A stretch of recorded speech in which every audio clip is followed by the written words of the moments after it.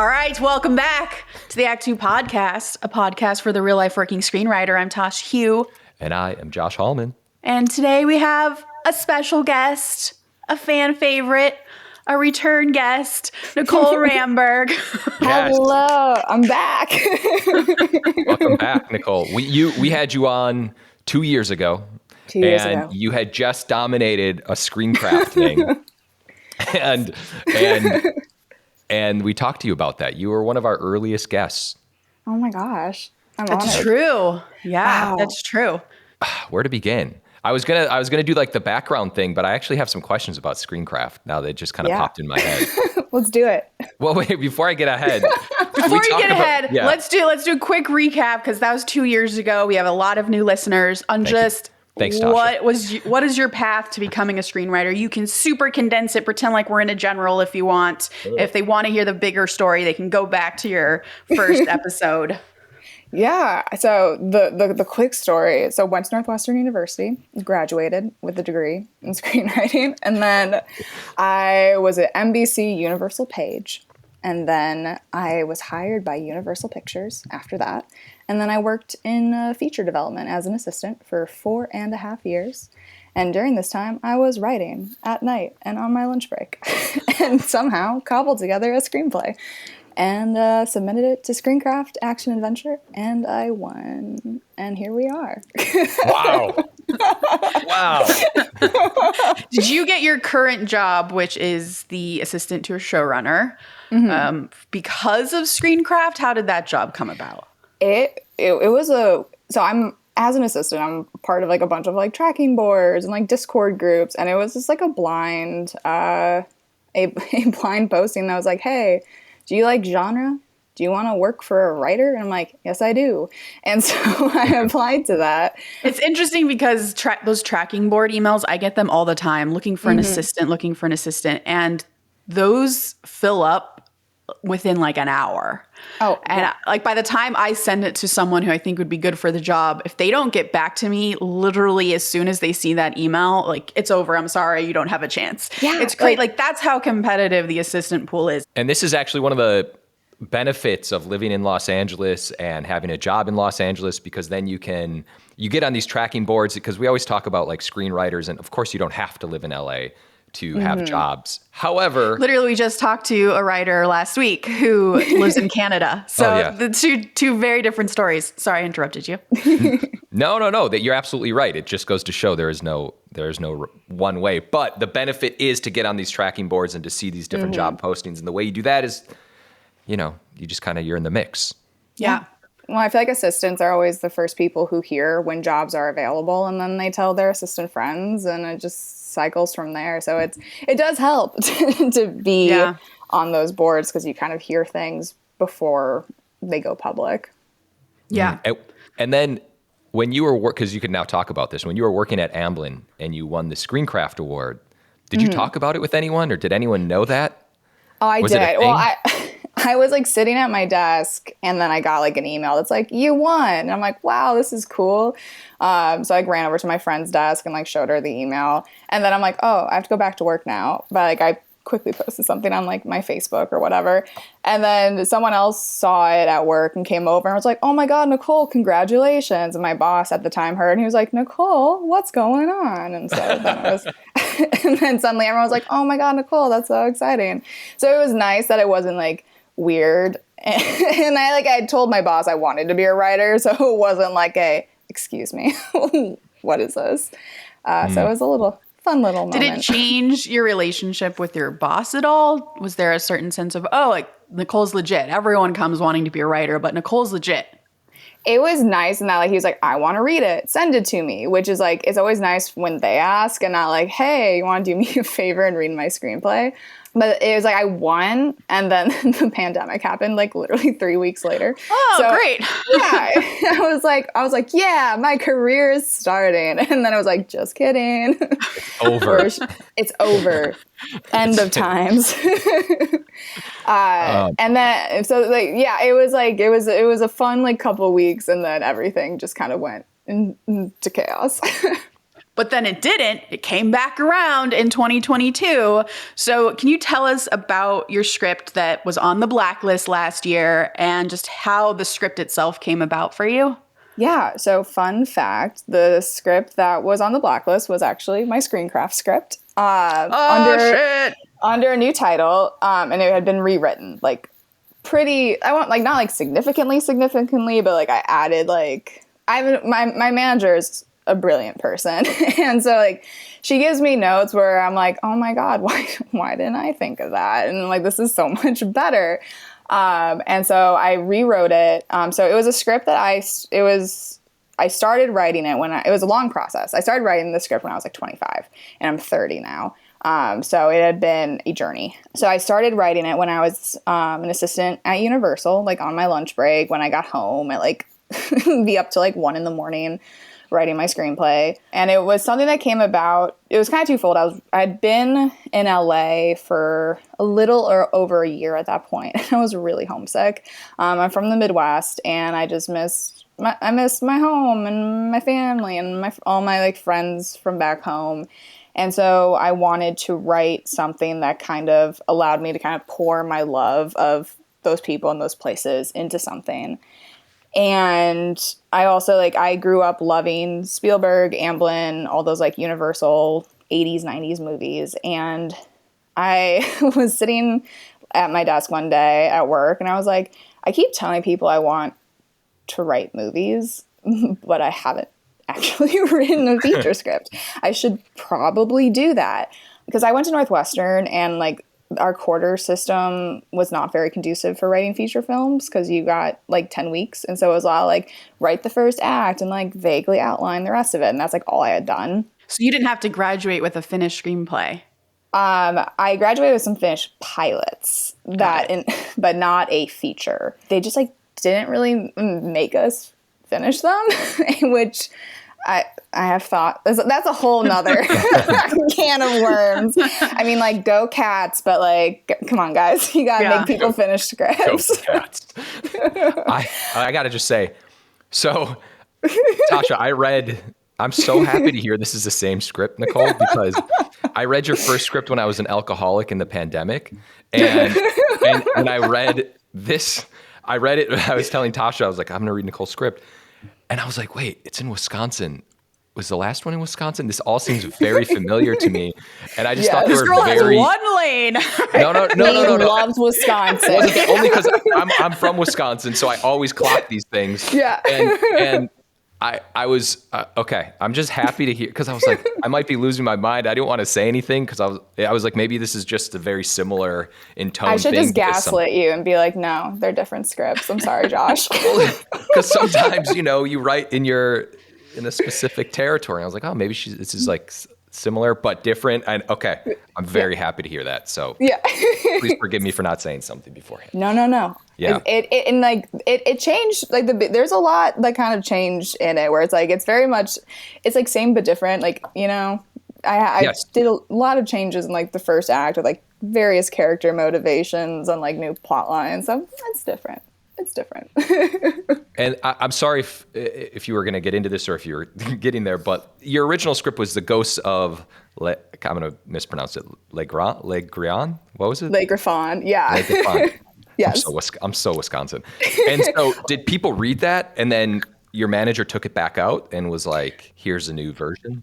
When I won Screencraft, I had signed with a different management company. And it went to like 1 or 2 places, and I decided to leave that management company. It was nothing personal. It was like super great guy, like really nice dude to work for. But it was my first manager, and I realized you don't know what you want from a dynamic until you're kind of in it. Mm-hmm.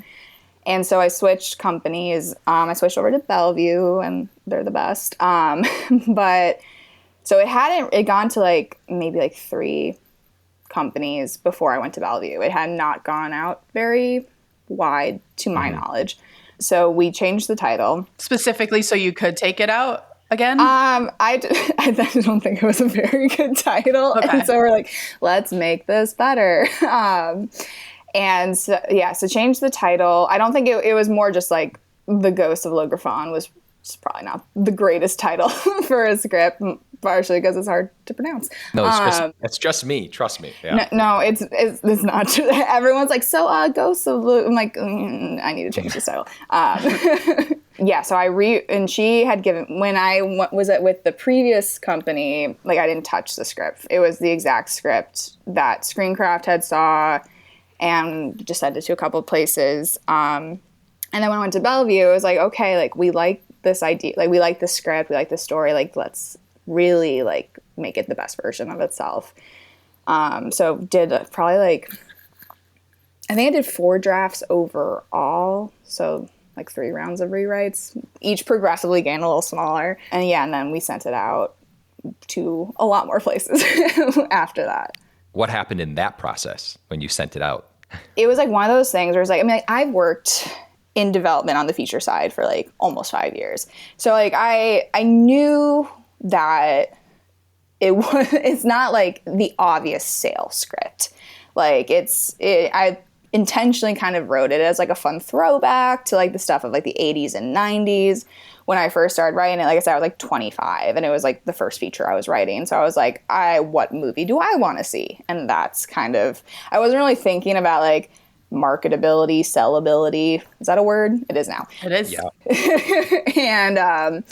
And so I knew, and like it was something that me and my rep had talked about it, where it's like, okay, like this is not an obvious sale, but like we really believe in it, believe in the storytelling, believe in the writing, like let's send it out and see if people respond to it. And so that was it was a very fun process because like it was like I had gone on like, when I was with my old manager, I'd been on like one general. So like it wasn't really, the water bottle tour experience had not happened to me yet. Mm-hmm. So this was like kind of like my water bottle tour, which was fun. So Bellevue, when they took out CRAIGSHAVEN, the revised version, was it let's try to sell it, or was it let's send it to producers that I know like this genre to get you in their door and get you generals? Or was it a combination of the two?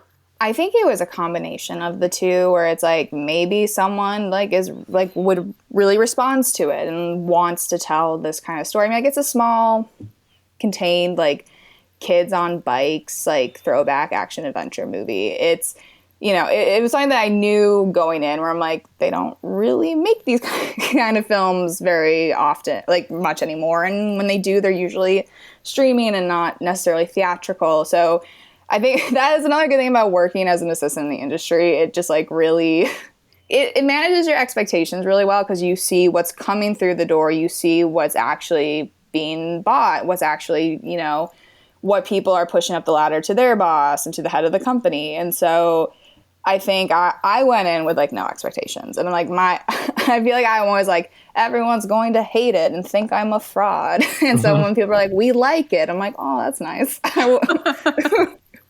I went on like a lot of stress walks when it was going out. I'm in the Valley, and there's like this really nice walk that goes from like NoHo into Burbank, and I was just like kind of speed walking every single day for like a week. The Chandler bike path? Yeah. Yeah, it's so good. It's so good. And there's like people like pushing dogs and like strollers, so and I'm cute. just like power walking past them in like a Jurassic Angry Park walking. t-shirt. Yeah.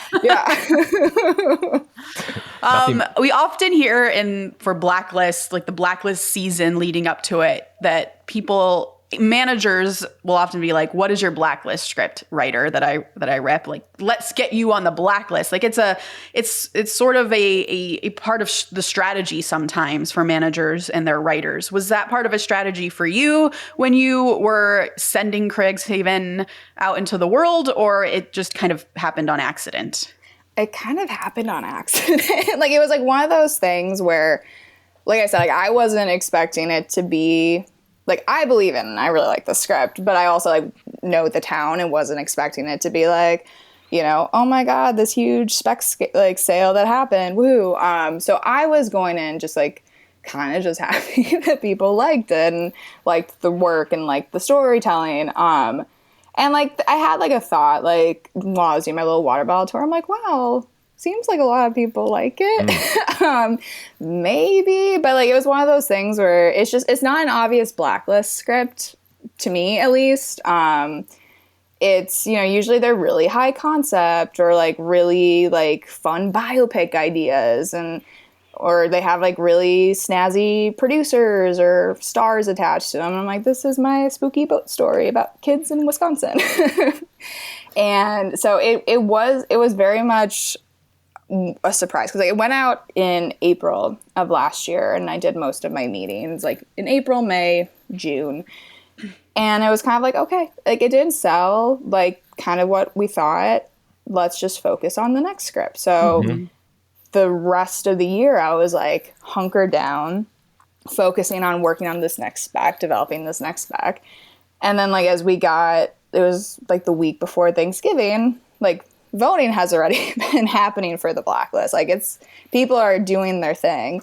But, I started hearing through the grapevine, like, oh, I saw on my tracking board that, like, someone posted who they were voting for on the blacklist, and your script was there. And I'm like, wow. What? Oh, shit. I'm like, excuse me? Because, like, I wasn't even thinking about it. It was not, because, like I said, it was, like, to me, it's not an obvious blacklist play. And, like, it was not like, we're going to, like, push for it to be on the blacklist or anything like that. It was just kind of like, oh, that's what that. Yeah. So when you were meeting off of CRAIGSHAVEN and your generals, it was like someone said, I read Nicole's script. I really love it. It's not for us, but I'd love to meet her, is usually how that goes, right? Yeah. So you meet with this person. Can you kind of tell us how those conversations around your script specifically went? Or would they tell you, like, I'm so sorry, it's not for us, and here's why? Would they say, oh, I really want to try to make this, and then you'd get a call later, or somewhere in between? Just how did that go? Yeah. So like I said, like this was like a 5-year journey with this script. So I started thinking about it in 2017. So like a year after like Stranger Things had come out, and I'm like, I love Stranger Things. I love the Spielberg, Amblin-esque kind of storytelling. That's what I want to write. And in the interim, everyone else around town kind of had the same thought of like, okay, where's our Goonies movie? Where's our, kind of this adventure movie? And so when I was taking meetings, it was like, we love this script. It's so fun. We love the characters. We have a Goonies style story already in development. I'm like, that makes sense to me. I'm like, it's not surprising intel. No, it's so great that you have that you're level-headed about this, because I feel like had you not been working as an assistant or been in the industry, people would freak out. You'd be like, what the fuck? Yeah. Like, what am I doing? Yeah. But you had a good base to know like kind of what the industry is like. Yeah, it definitely like keeps you very, very grounded, and like, you're like, yeah, that makes sense. I was silent on phone calls where people were having these exact conversations for like the last 4 years. So. Wow. And also what you said was interesting is that you took your meetings in like April, May, June, or March, April, May, I think is what you said. And I think you're right, because a lot of people don't really understand how the blacklist works. And I think people think that scripts go out towards the end of the year to try to get positioned on the blacklist. But in your case, it was a very organic, I mean, it speaks to the script and you, but like an organic happening where people remembered the script. And I just think that's good to know, because I don't think anyone really understands this process that we're talking about, myself included, by the way. It's such a, even like as an assistant, like, you'd always get like the phone calls for your boss. We're like, hey, like, remember this script when it comes blacklist time. And so like being on the other side of it is just, it's like, you kind of know what to expect, but it's also like, oh, like sometimes you just get surprised, and that's fun. Wait, let's hold on for a second. Because when I worked at Universal with my boss, who was a creative executive as well, we never got calls that I can recall from a manager or agent saying, hey, remember that script you read earlier? Think of it when you vote on the blacklist. So you were fielding calls from managers and agents?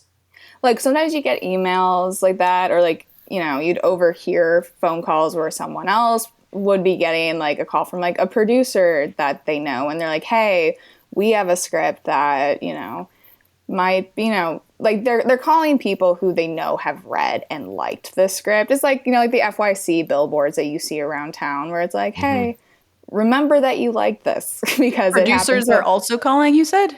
I saw I heard like someone got a phone call from a producer, and you just kind of like overhear things. Yeah. Tasha's about to dig into this and figure this all out. No, it's right this here, is all right like now. the mystery to me of the blacklist, right? It's like, how does it get out there? How are people advocating for the writers? Because another thing about the blacklist that a lot of people talk about is that it's like the cool kids club, and that it's actually Nicole. And Yeah. I don't think this is true. Am I a cool kid? You're the cool kid now, Nicole. You have to accept this.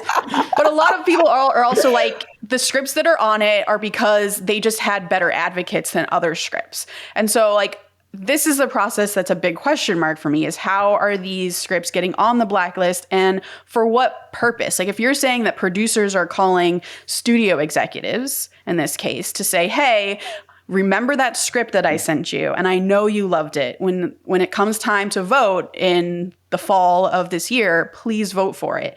Like their intent, I'm assuming, is that if this script is lifted up on the blacklist, it always creates new interest from people, right? Even from studios, they're like, oh, if this script was so good and so many producers love this script, then maybe I should repay attention to that script, which is in the producer's best interest because they either have the rights to that script or they're the ones who found it, so they could potentially have a movie produced at the end of this blacklist publication. So I'm just trying to like trace back how it all happens, I guess, for people. Just from like what I've seen, there are just like so many ways that like people have gone on. Like there was a really interesting thread where I think one of the writers this year like didn't have reps, and they did a whole thread of like how I got on the blacklist without having reps. And oh, fascinating. I know, I was like, oh my God. That's terrifying. You're gonna have to send us that link so we can repost it. Oh yeah, I need to find it. It's I'll find it. It's somewhere. Okay. Well, because like I'm like, that's like the part that like scares me, is like, because like I hate asking people to be like, read my script. So then the idea of having to do that on like a large scale is like, oh my God, that's my nightmare. Yeah. Yeah. All right. So your script is out in the world. You're starting to catch a little wind that, hey, people might be liking this script. Do you hear more of that leading up to the blacklist announcement? So when I started hearing this, it was like literally like 2 days before like I think voting closed. So it was like very much like, I'm like, oh, that's kind of fun. Which was in November-ish? Yeah, no, yeah, I think it closes like the Wednesday before Thanksgiving break. I think. I've never actually like, I have no idea what like the voting actually looks like. Yeah. That's what we're going to figure this out by the end of this year. We'll get Franklin Leonard on eventually. Be like, what are the secrets? I'm like, is it an email? Is it a website? Is it a Google form? I don't know. I'm sure at this point it's part of his website. Probably. I'm assuming. Yeah. Yeah. I'm sure there's a very sophisticated system that Yeah. I just can't conceptualize. And so, yeah, so like I had heard a couple things, and then I was like, Thanksgiving. And then I was like, because like you have like the moment where like, oh my God, maybe enough people liked it to vote for it. And then I was like, oh, I'm stressed out now. I'm just not going to think about this. And then you did a stress walk. Did a stress walk. I was home for Thanksgiving, and it was cold, and I was in my Chicago winter gear, stress walking around my parents' neighborhood. And yeah, so I tried like not to think about it. Like I didn't even like look up like when the announcement was supposed to be, but then I saw it anyways because I'm on Twitter and Yeah. It's everywhere. And I'm like, it's Yeah. like, I don't want to, I'm like, I don't want to know, but then I did know. Do you get notified before Twitter notifies the world? So you went on Twitter and you were like scrolling being like, maybe I'm on here. So the day it was announced, and like I had found out it was being announced against my wishes. And so like I work remotely right now. So I woke up, checked my work email, sent some work stuff, and then I was literally like lying in my bed in my pajamas because I'm a professional. And I knew it was coming out, and so I like quickly looked through Twitter, and like 40 scripts had been announced already, and I'm like, it didn't happen. I'm like, that's fine. I'm like, it would have been such a long shot. Like I said, it was not the plan for the script to get on the blacklist. And so I put my phone down. I was just lying in bed, not thinking about it. And then like 15 minutes later, my phone buzzes. And I look, and it's like, the blacklist has tagged you in a post. And I'm like, what?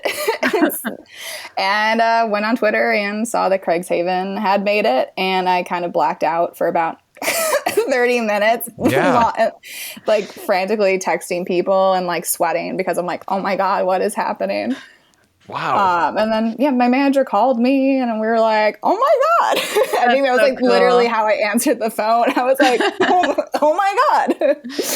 So that's how I found out.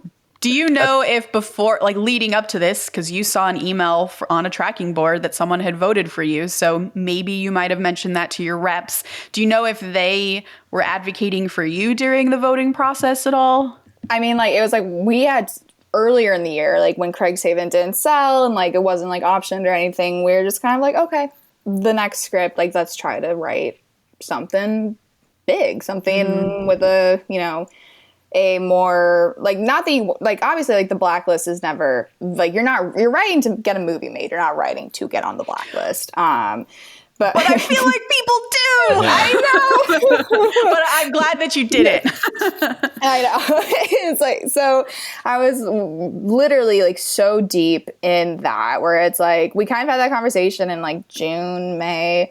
No, it was May because I was going to the Paul McCartney concert and I was like, Whoa. okay, this script, its life is done. I'm going to move on to the next thing as I'm like sitting waiting for the Paul McCartney concert to start. Take me to my new chapter, Paul McCartney. Paul McCartney, take me away. I'm ready for this next thing. A little existential, like not crisis, but just like sitting there disassociating for like 45 minutes before it started. Anyways. And so, we had talked about it and I was like, okay, like, the script did what we needed it to do, got my name out there. Like people really responded to it. I got sent like a bunch of OWAs, which was having been the person who drafts the email, like, hey, for someone's consideration, like here's the email. And I'm like, oh my God, now I'm receiving the email. That's so fun. It's so cool. It is very much like, it feels like a full circle moment, which is always really cool. Yeah. And so we were happy with how it did. Like people liked it. People, I think liked me. I think they did too. Oh, thank you. So let's talk about that process then. And post the blacklist comes out, your name is clearly on it. Presumably your reps are then capitalizing on that. And did you get a whole new slew of general meetings? And then you mentioned OWAs, which are open writing assignments. Like how did those start coming up? Yeah. So, the day of the blacklist, like I got so many emails from people I had met with and they were like, executives people I'd like really clicked with. And they were like, Nicole, like this is so exciting, like so well-deserved. Congratulations. Like really sweet notes that made me a little teary eyed. And I like texted my boss and I was like, hey, I literally sent a screenshot. I'm like, guess he's on the blacklist. And he was like, oh my God, because he's the best. And then of course, like the blacklist goes out like right before the holidays. And so coming back, it's been, really exciting. There are people who I had met with as an assist, like who I knew from my like assistant days who are now executives. And they're like, oh my God, Nicole, we need to catch up. Like, let's get coffee. And so like a lot of like very kind of like organic generals kind of from that perspective. And then like other like, producers who I hadn't met with before who like, they read through the blacklist and they're like, we really like this. We want to meet with her because we have things that she might be right for. And I think the timing of it is great because I literally just sent in my like second draft of the spec that I was focused on last year where I'm like, this is going to be the one. So hopefully that will be ready to go out soon. And then it's like, okay, we're like, here, like I was on the blacklist, but here's the next thing that's bigger, more commercial, You are now a showrunner's assistant. You got that job before the blacklist. Yes. Correct? Yes, because you said to your boss, look, I made it on the blacklist, and he was appropriately supportive. Oh, I texted him, and because he is the greatest, him and his wife like sent me like congratulatory like cookies and like beer and stuff, and I was like, pacing around my apartment because I'm like, I'm so happy. I don't know what to do. That's so cute. That's very sweet. That is awesome. Did making a blacklist change your dynamic at all with your boss or with your job? Do you feel like it's been the launch pad that you wanted it to be for your career so far? Oh, yeah, absolutely. I know we're Well, only and in February and this happened at the end of last year, but it literally feels like it happened yesterday, but also like 3 years ago. It's it absolutely has been the launch pad. Like it was so great because my boss, like, he read it and like sent me the nicest text and was like, I loved it, you're a great writer. I'm like, oh my god, thank you.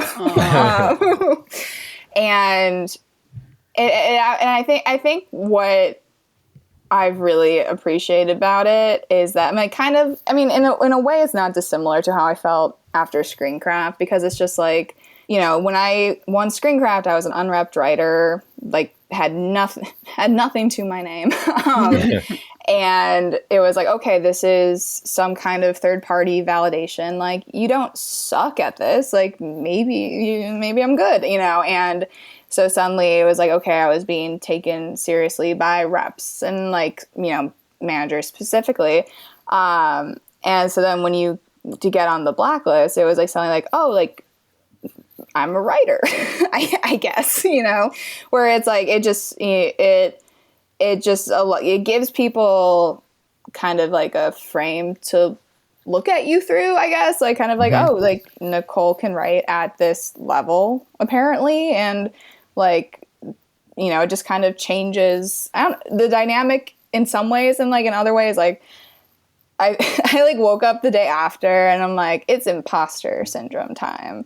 I'm going to wallow in imposter syndrome for 24 hours, and it's like one of those things where it's like, I think that there is an expectation, I feel like, specifically with the blacklist, where people are like, so you sold it, right? Like we're going to see your movie in theaters in like 9 months. And it's like, well, no. I mean, like for some people, yes, those are usually the scripts at like the top of the list. And I'm pragmatic. I know I know what page I was on, and it's like, and not to sell myself short, but like I worked in development for long enough to kind of understand the whole context of it.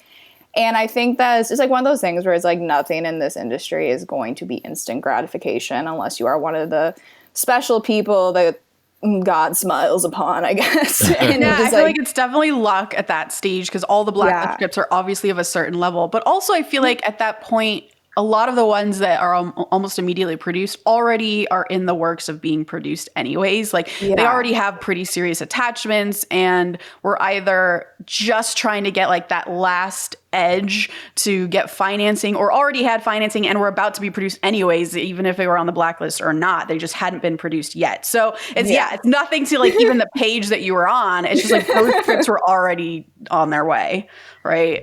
Exactly. And and it's just like it's like one of those things where like it just felt like I feel like it like legitimized me in a way because it's like this was the first feature. I mean I've since written a lot more scripts. Like this has been a very long 5-year process with this script, but it was the first feature I ever wrote. So to have it kind of be validated in that way was very, very humbling and very exciting. And like for me, just like kind of. I like I said, I have horrible imposter syndrome. I'm like constantly waiting for people to be like, "Oh, she's bad, actually." Oh, just kidding. We thought you were someone else. Oh, sorry. We were fooled. You beguiled us. Yeah. It never ends, by the way. It will only get worse. I can't wait. Just to that's the dream we all when we said we wanted to be writers. We're like, I hope I feel insecure until the end of my days. Yes, exactly. When you were on the blacklist, did it change your conversation with your manager of like what you're going to write next? I know you were finishing a spec, but was there was she like, okay, we also need to get another idea? Like, I don't know what tone your current spec is in, or is it in the same area? It's in a like tonally in a similar space. Like it's still action adventure. It's still, I mean, I love 4 quad stuff. Like my whole thing is like, I want to write movies that like people can kind of grow old with, where it's like, you see it at a certain age, but then you can show it to your kids and, their kids, whatever. And so I do like writing in that kind of, I don't want to say family friendly because like people say like shit and there's violence and whatever, but it's still that PG-13 kind of space. But it's bigger and it's more commercial, and it has protagonists who are adults and not 15-year-olds. Yeah. And so it was kind of just like, let's stay the course, you know, Yeah. like it feels like the script feels like the natural evolution, to me at least, of kind of the path I was on with CRAIGSHAVEN. It's just bigger. And it just kind of like, you know, reconfirmed to me. I'm like, okay, this is what my strengths are as a writer. How can I not lose that while writing something a little bit bigger, a little bit more commercial? I think that's a really great way of looking at it. I think that's super smart. Can I ask, now that you've been through the process, didn't mean to get into the process, but then did, do you have any kind of particular advice for writers who maybe are eyeing the blacklist as a potential place for them to find opportunities that they're not currently getting? Yeah. I mean, like, I still feel like I'm still in it in a lot of ways. I think, I mean, like, it's such a game changer for so many people. Like, now when you, like, Google me, like, legitimate websites show up, not just, like, the one I made for myself. You know? Which I know is, like, silly, but, like, as the assistant who, like, I would have to print, like, everyone's studio system pages on the morning of a general. Like, so suddenly I don't have studio system anymore because it's expensive, but I know they do put the blacklist scripts on there. So I think in theory, I have a studio system page now. I'm gonna look you up right now. Oh my gosh. Tasha's here to print out the page. Yeah, it's general time. But like because there are so many times where like, we'd be meeting with, you know, people and like I couldn't find, and like obviously they were fine because they were taking a meeting at like major studios, but it's like it just made it harder for as an assistant to do my job when I couldn't find anything. Yeah. So it is nice just to kind of be like, here you're legitimized in some way. And I think it's like for me, for my mental health, not writing directly for the blacklist was good for me. I mean, like, don't get me wrong. Getting on the blacklist has always been like a dream. Like, you know, you come up in this industry and every year it's this big event and big to do and it's always so exciting. And when you know people who have gotten on it and see how their careers take off, like in like basically the year following, it's always so exciting. So like, I mean, I always wanted to be on the blacklist, but when I was writing, I just like that was like, that'd be like a fun, like, you know, little, you know, little cherry on top if that were to happen. But I didn't focus on it too much because I felt like I would drive myself insane. Because it's like there are so many ways in this industry to find and qualify success, and that is just one of many avenues you can go, you know? Yeah. And yeah, I think that, and especially because like we weren't expecting it to get on the blacklist, I was just like out of sight, out of mind. I got like a little stressed and then I forgot about it and I ate some pie, you know? What about advice for writers once they get on the blacklist? Because I know we also, just as you were saying, think of it as this incredible launch pad to a successful career. But there are people who have been on the blacklist and it's done, I wouldn't say nothing for them, but they've done the water bottle tour afterwards. A really exciting thing. They've been getting more submissions because people know their name and trust them to, you know, develop to a certain level. But then sometimes their career sort of stagnates. So like you are writing a script immediately right after. So you're taking these meetings now.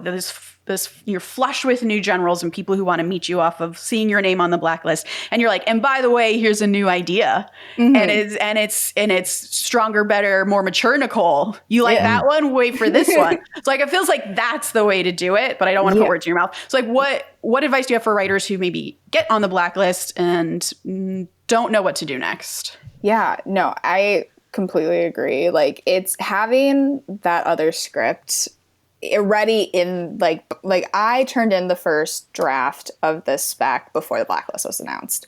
I was in it. I was fully like this is what I'm working on. This is where all my focus is going. And I think that, I mean, leading up to the blacklist, it was great because I feel like, especially like having done the contest circuit, way back when, if you don't have something else in the works, when you don't get something, it feels like, oh my God, like now I have nothing. So, I mean, I heard someone once say like always have something going on so that if you don't get the thing you want, it doesn't feel like you're starting from scratch. And I feel very much the same way with the Blacklist, where it's like, because that's where all my focus was going before the announcement, like I wasn't really thinking about it. And if I didn't get it, I'm like, well, I'm working on this script that I'm really happy with and proud of. So like we can just move on. And now because I did get on it, it was like, okay, cool. Like hopefully this will be ready to go like top of the year. Because we're still in top of the year. I feel like we're in top of the year until April. That's what I'm telling myself. Yeah, that's fair. Yeah. Early 2023. Yeah. And about, now it's like, okay, like now it's kind of like, cool, like we can like leveraging it, not just like a, hey, do you want to meet Nicole kind of way, but like, hey, Nicole has something new. Yeah. I think that's super the key. Yeah. Because it legitimizes you to be on the Blacklist, but I think it really legitimizes you when they meet you and they're like, oh, she's still writing, because she's not just a one-trick pony. Or because, again, there are people who write specifically to get on the Blacklist but then don't have other ideas. And those can be people, obviously, who peter out because they're not consistent. Yeah, and I think it would have, the pressure, I think, of writing and starting a new script after getting the Blacklist, I think also would have been really intense, because it's like, okay, like how can I make this one even better? Like how can I prove that I'm not a one-trick pony, prove that I like can do other things. And so like I said, like the first draft was done before the announcement even came out. So I didn't feel the pressure of trying to like one up myself while writing it. That's a great point. That's awesome. Yeah, I wonder if you hadn't had anything, if you hadn't settled on an idea, your next idea might have just been completely different, because you would have subconsciously been writing to like whatever maybe general meetings you came out of, or like the Blacklist sensibility. So yeah, very important. We talk about this all the time. Always have your next thing, because it's comforting to know you're working on something else. It is. It's like a little safety net of like, okay, well, this thing didn't work out, but I still got this thing going on, so let's focus on that. Yeah. Joshua, do you have anything else about Blacklist stuff? I don't think so. I think we covered everything. Josh is going to be on the Blacklist very soon. Hell yeah. Oh yeah. Okay. Your high concept shit is ripe for Blacklist. Manifesting now. Remember Tasha like 2 months ago where we're writing something together and it's going on the Blacklist, and then we never did. I do remember that. Guys, it's February. You have plenty. We have plenty of time. Yeah. And then you can play this clip when you get on it and be like, we called it. See? Well, what's interesting is my manager, and Nicole and I share the same company. When I remember signing with him and we were working on the first thing that I was writing with him, he specifically was like, where do you, like, he asked me, like, do you want to write something that we could sell, something that's a little more Blacklisty, or something like, maybe the third option was like indie. I don't remember, small. But I was like, sell, like, that's it. Like that. But so it's great, because what you did was you wrote something that will sell, and something that also got on the Blacklist. Whereas sometimes I think people can write things like I'm Nick Cage and Ryan Reynolds, or whatever it is, like these scripts that, although that Nick Cage movie did get made. My point being is sometimes you write things that can't ever get made, and you did the smartest thing, and you weaved right in between something that's going to get made and then also the Blacklist. Yeah, because so many times the Blacklist is just how flashy and crazy can I be so that people want to read it, and it's just like it's just like a splatter of paint on the wall where it's like, oh, that's really cool, and I have no idea what to do with that, and I'm not putting it in my house. Yeah, that's a perfect way to put that. It is. I mean, like, it does make it sound like I was very clever when doing this, when really I was just... I was 25 years old when I was young. and I was like, I just want to write something. It's like, I feel like people talk about this all the time. It's like, as long as you write something that you legitimately like and are excited about it, everything else will be everything else just kind of falls in place, right? That's what I tell myself. No, that's I love perfect. that. I'm not even going to ask any more questions because that's the out. Yay, we did it. Thank you so much for sharing your story. I know it's a lot and I know you're still reeling from it. And I'm so excited to see where it all takes you and where it goes. And your career is going to be awesome. I can tell you're such a hard worker. Oh, thank you. I'll just keep inviting myself back anytime I have a career milestone. Every time something new happens, I'm like, oh, she did this. We're having her back on. Yeah, let's do it. Guys, bring me back. Well, thank you. Thank you for having me back. Proud to be a repeat guest. Yeah, this is great. All right, I'm going to take us out with the quote of the day. It is not by George Saunders today. Hey. Okay. If you have a problem with the third act, the real problem is in the first act. Billy Wilder. See, that's not as exciting as George Saunders, is it? Bring back Saunders. Please remember Saunders to time. rate and subscribe.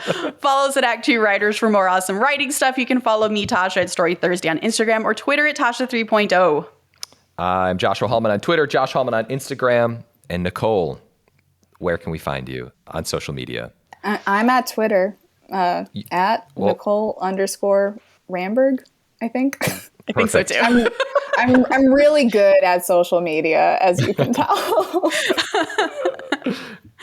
As always, the Act Two podcast is a production of Act Two, a network and support group for the everyday working screenwriter. This episode was edited by Paul Lundquist. Music by 414 Bag, which you can find on Spotify.